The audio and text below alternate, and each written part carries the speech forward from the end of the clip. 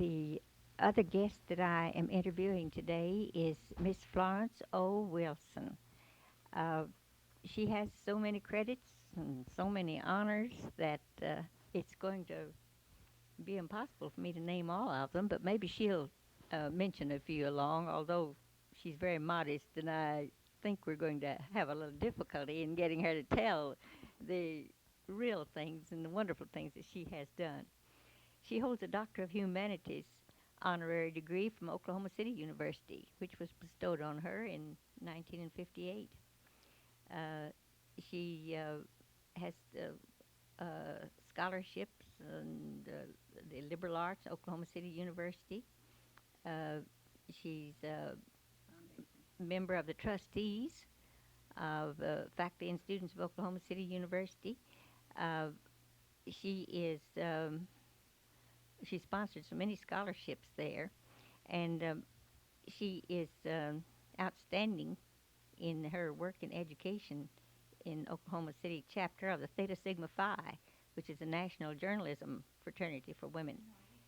This is this was given her, I believe, that honor was given in on May 14th, 1964, and you can find her in Who's Who of American Women and the fifth edition, 1972 and 73, and she also is represented by a bronze bust at Oklahoma City University in recognition of her very generous gifts to the city, to the university. I could go on. I have here another half a page, but Florence is already signaling me to stop, so I guess I'll have to let you find out the rest by the suggestions of her interests as we go through the interview. Uh, I'm going to turn the mic over to her now, and let her tell you who she is, her life in Oklahoma City, and so on. Uh, Mrs. Roberts has very graciously introduced me, and she's asked me a little bit about my family background. My father was William Randy Wilson of Cleveland, Ohio, and my mother was Addie Morris Wilson of Ashton County, Ohio. My father was a lifetime newspaper man and dramatic critic and was retired from the New York Times after 25 years service. He was a 33rd degree Mason and prominent in New York Masonic organizations. My mother was an artist and musician and a devout Christian. I had an older brother, the late Dudley Morris Wilson, who graduated from the Colorado School of Mines with degrees of mining engineering and metallurgy. He was affiliated with many national engineering societies and a life member of the American Society of Civil Engineers. And he was advanced to the Legion of Honor of the American Institute of Mining Metallurgy and Petroleum Engineers. He received a special honor in recognition of a 50-year degree service. He finally gave up his civil engineering business that he established in Texas in order to help his wife, Amy E. Wilson, a Texan. Well,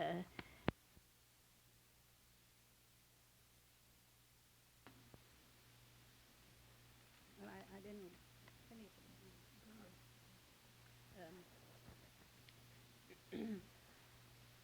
My brother and his wife were very prominent in the stock shows in Texas. They maintained a show flock of English Hampshire sheep. Unfortunately, he was fatally injured in a car accident in '68 near Des Moines, Iowa, on their way to the Iowa State Fair. To review briefly, as children, my brother and I spent the winters in New York and the summers at our grandmother's old Morris family homestead in Ashton County, Ohio, where our rural instincts were firmly established. After my mother's untimely death, my brother and I stayed in Ohio for a while. We came to Oklahoma City to live with my aunt, my mother's sister, Alice Moores Harn, and uncle, William Fremont Harn, who were early day residents the, of Oklahoma. Later, um the home, later known as 301 Northeast 17th Street, was on the Harn Homestead and is the original farm home on the Harn Tract, southeast of the Capitol. The Harns gave 40 acres along 23rd Street frontage uh, towards the land for the Capitol site, as did Mr. Culverson gave the other 40 on the east side of Lincoln Boulevard section line. For a long time, the pasture land on the 160 acres was virgin soil. The rest was in growing crops in the shadow of the Capitol building. My aunt was a well-known artist and perhaps the first art teacher in Oklahoma City. She had a large class of 89er ladies who lived along 3rd Street. When Harndale Addition was platted, Alice Harn Park was established, a gift to the city by Alice Moores Harn. And now, in this little dumbbell park that Classen Boulevard runs by, there is a bronze plaque commemorating Mrs. Harn for this gift.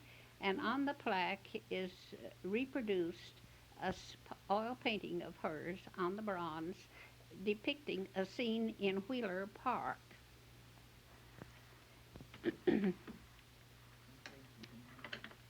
Mr. Harn was an attorney who came to Oklahoma City in January 1891 as special agent to the land office by appointment of President Benjamin Harrison. Their first home was a rose-covered cottage on Northeast 3rd Street, later the site of the Harn Office Building and the present site of the Federal Reserve Bank opposite the Federal Building.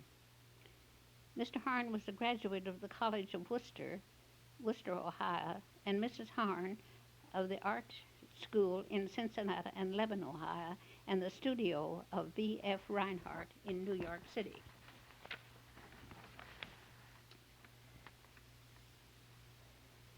I attended grade school in New York City and in Worcester, Ohio, high school in Oklahoma City, and a year at Epworth University, now Oklahoma City University. I graduated from... Let me get a question for you there. Where was this Epworth College? It's the same as... It's OCU, but where was it located? Well, it was the original college building, and it's now a part of the Epworth Church, Epworth Methodist Church. They have remodeled the building, but it's a part of the original Epworth University. I graduated from Vassar College, Poughkeepsie, New York, with a BA degree as a major in English and took extension work for Oklahoma University. Then I studied in my uncle's law office and served as his secretary.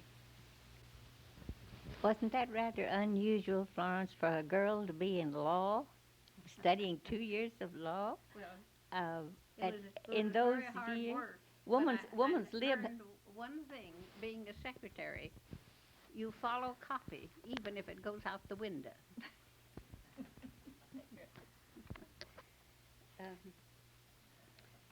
I might digress here to tell you that since we've discussing the Mary Sudik and the oil wells, that it developed in the course of time that the oil development spread to the state capital area, north of it and east of it, and our tract of land had on it 10 producing wells, and we are on the west edge of what the geologists call the fault.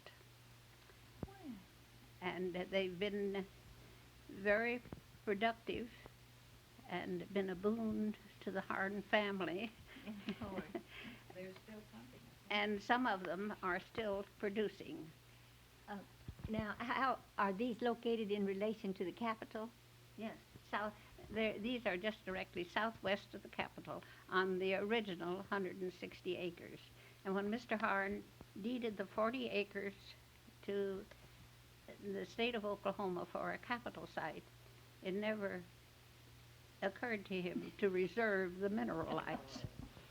So, and also when the land was condemned down the Lincoln Boulevard Parkway for beautification purposes only,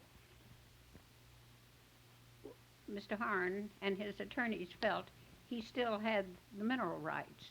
But when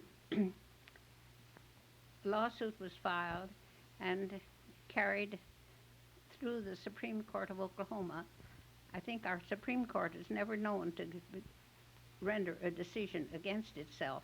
So they had the mineral rights, and the wells on the parkway were very productive.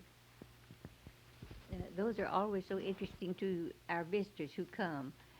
They They want to see the oil well on the Capitol building. So many of the wells now develop salt water, and they've been plugged and the derricks taken down. But number one, Petunia, which is right in front of the Capitol and was put down in what was original Petunia flower bed, still produces and is kept very attractively painted, and it is still quite a sightseeing attraction. That's the one that they always get in the pictures that the tourists make of the Capitol. Yeah. That's the oil well that is in the pictures always, isn't it? Petunia number one.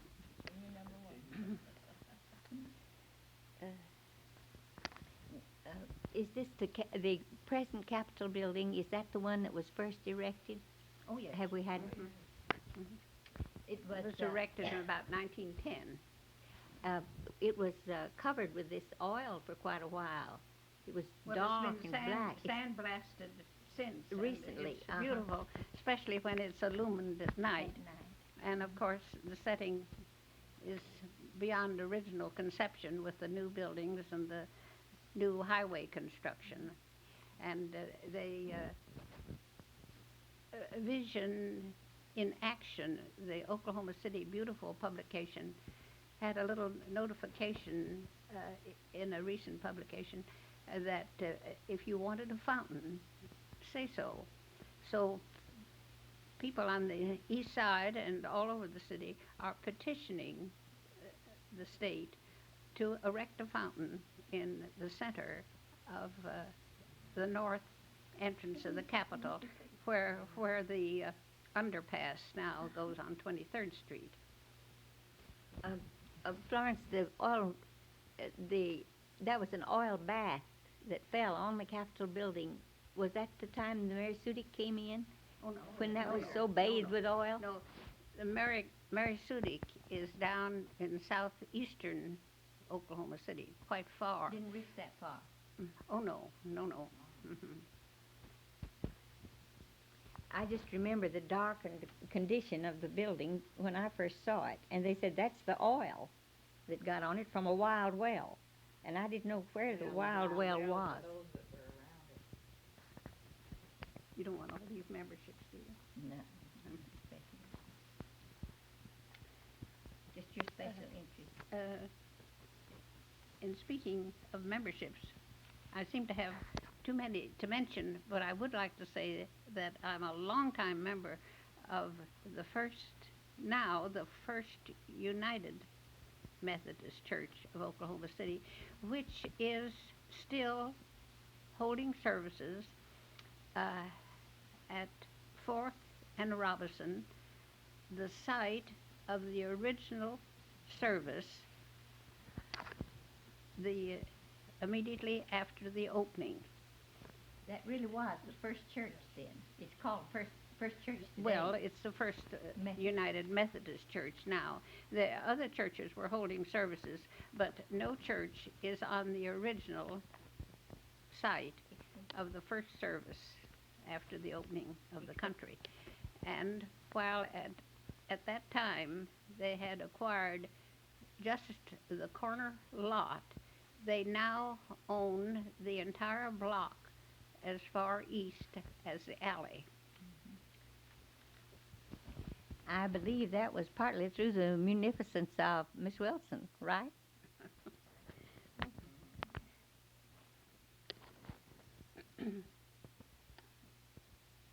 I've been a member of the Board of Trustees of Oklahoma City University and still hold the distinction of the only lady member.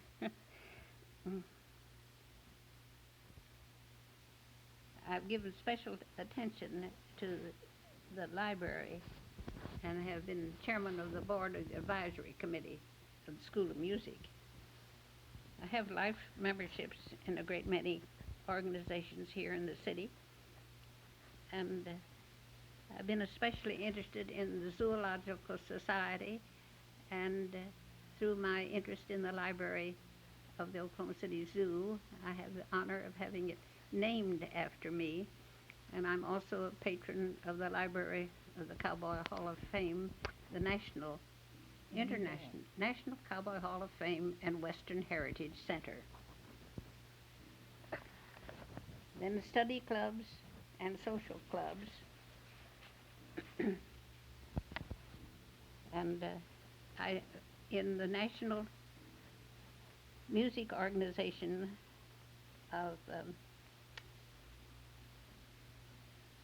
Sigma Alpha Iota, I have received the Rose of Honor as a special award for my interest in and help to the local university chapter.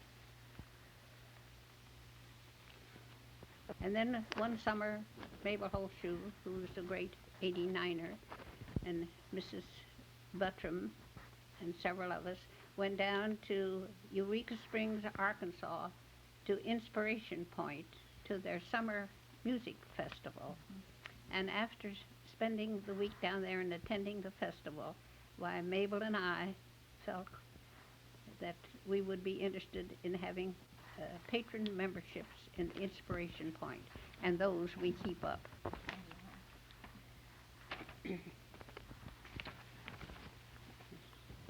I wonder if you could tell us something about one of your, I suppose it's a social club, but I think it's also classed as a Social service club. Yes, a social service club, the Ready to Help. How long have you been a member of that group? I can't recall just when I became a member, but it's been a long, long time, and the club seems to have formed the habit of asking Florence when they want a history given. And now Florence can't remember all the details, but I do remember this. When I was accepted into membership, the president said, "We took you in, Florence, because we always wanted to have one single member."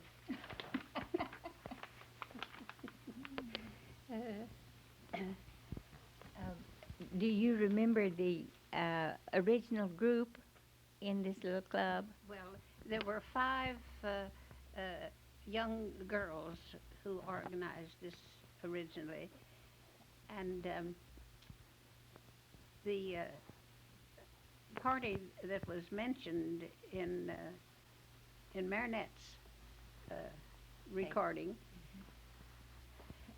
was she didn't give the maiden name. It was Miss Amy Gerson, who was very prominent family here.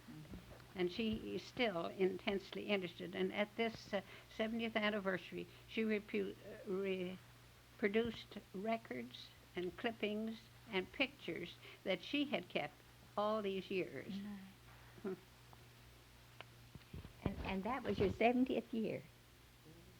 70th year of service. Yes. Mrs. Roberts has mentioned my interest in education. I don't want to go into too many and in establishment of endowments, but remembering my church again, I have a fine family memorial there, and then in honor of my uncle, who I told you was a graduate of the College of Worcester, we have established a chair in physics in his memory. He owned and built the Harn building, and when the Federal Reserve Bank had to expand, of course they took the building, and it had come to me by bequest. And so while Mr. Harn was never able to accomplish this chair in physics in his lifetime, then I turned the money to the College of Worcester to establish this chair, and also to my church for the family memorial there. In the course of time, we owned one of those triangle blocks, Block 34, Maywood Edition, and eventually I gave that land to Oklahoma City University, and over a long lease period, and it finally grew and developed, and it's where the Mistletoe Express Company is now. And that was the beginning of my creation of a scholarship foundation at Oklahoma City University, which has been added to since. When I was going to, Mr. Harn built several residences on this triangle, and we built one for a home. But when it came time to move to town, we were living out on the Harn tract. And we decided this new home would have been very close to high school, but we decided to stay in the country. And I can well remember walking to high school through a grain field and through a grove, which was known as Maywood, and by all the little homes. And at that time, 7th Street was the northern border of Oklahoma City. And when the weather was very, very bad, the roads were muddy and the path was impossible, so my uncle would have to take me to school, and we always had nice horses and nice buggies. But sometimes, I don't know why, they would hitch up the team of mules and take me down in the wagon. And I was so embarrassed, I would beg them to stop a block from the school, because I didn't want to be taken to school with a team of mules.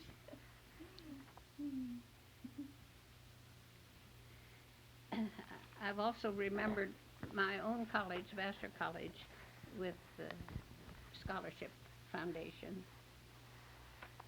And then the old homestead in Ohio that I told you about, when it fell to me by inheritance, I found that I couldn't very profitably live in Oklahoma and farm in Ohio. So I gave the old homestead to the Ohio State University, and it is now as a memorial to my cousin, who was the last owner, and it is now known as the Ernest Q. Moore's Demonstration Farm and Teaching Laboratory, and it's one of the finest farms in northeastern Ohio, just 60 miles from Cleveland. And the fact that it's a teaching laboratory, a great many foreign students are sent there. and they're under the woods, beautiful woods, has been maintained, and it's under the forestry department for development timber. One little local thing, when see the camp, the campfire girls, have this lovely camp out at Camp Cimarron, and they wanted a chapel, and I didn't know at the time that it was to be entirely an outdoor chapel, but I decided to give the little chapel in memory of my aunt, who was always so interested in girls, and so the little chapel out there, which is just out in the open and under the trees, is given in honor of my aunt. And Mayor Shirk very kindly that day declared it the Florence Wilson Day, and official action of the city council was taken on the matter. And the campfire girls gave me their special award of hand pie, meaning generous. That's about nothing. I wonder if you could tell us just a little bit as we go back now. For instance, your days at Vassar. Have the college mores and manners, have they changed very much? Decidedly, you wouldn't recognize them as students of my day. And also, of all things, Vassar has gone co-educational. But the boys like it very much, and the girls enjoy it immensely. And Dr. Alan Simpson, our present president, and Dr. Brewster of Yale, tried to consolidate the colleges and move our 500 plus acres of beautiful land, Poughkeepsie, to a 40-acre slum clearance project in New Haven. But I think with the storm of all the alumni, that was done away with. Dr. Simpson invited me back last October to a special session to educate new trustees and representatives from different parts of the country on Vassar today. And it was a very interesting session, and met a great many interesting people, and we attended many panels. And while I can't remember all the discussions, I do remember the young man who represented one of the students. There were always two students on a panel, a girl and a boy. And this boy began his speech by saying, "I want you all to know that I gave up Harvard to come to Vassar." That was quite a sacrifice, wasn't it? In his estimation.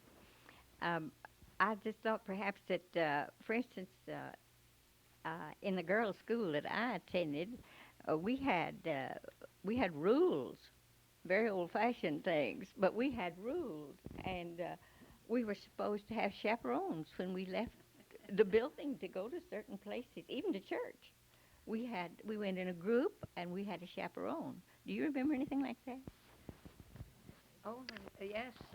When I was in college and I went to New York, my father was still in New York with the New York Times, and so I was rather a privileged character in getting consent to go to New York because I would be under the supervision of my father. So I always took quite a few of my friends with me. You were very popular, I imagine, on those weekends, Florence, because I remember in the school where I was, it was an invitation to one of the nearby homes was something that we really cherished. To go back to the very early day, as special agent to the land office, it was Mr. Harn's particular assignment to travel over the country and secure witnesses to any persons who had come in before the legal opening of the country, known as Sooners.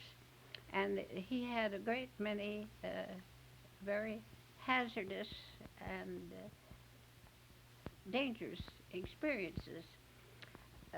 He had one very fine Indian guide. Of course, they had to have their camping outfit and travel. And Bilo Kazad, who used to live near Anadarko. But the last time we were in that area, we were not able to locate him. But he was one, I think Miss Muriel Wright knew of him. But rather interesting thing about that, my aunt was a very beautiful woman, and they were both very young looking when they came out here.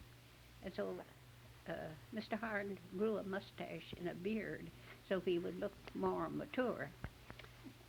And my aunt had long black hair, and while it wasn't the fashion then, she used to wear it down in braids sometime, and occasionally she would go out on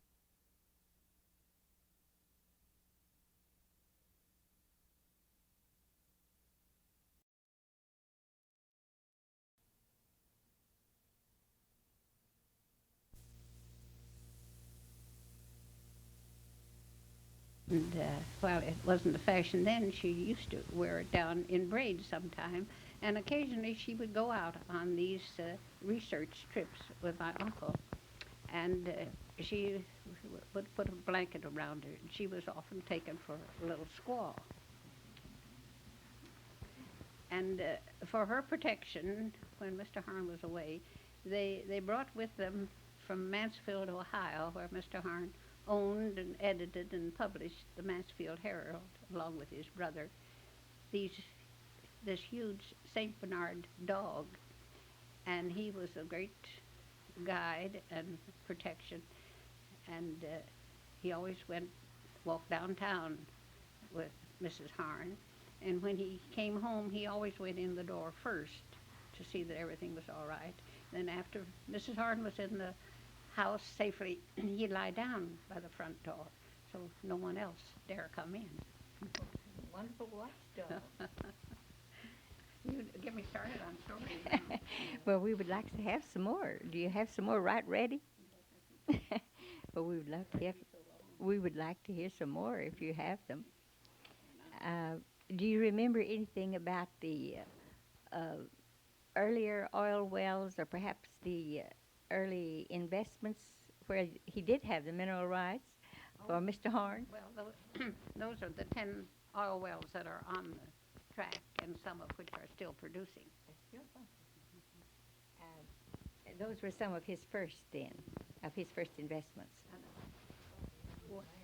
One, what is it? He owned the land and Oh, he yes. had all the royalties. Mhm. Mineral rights. Yes.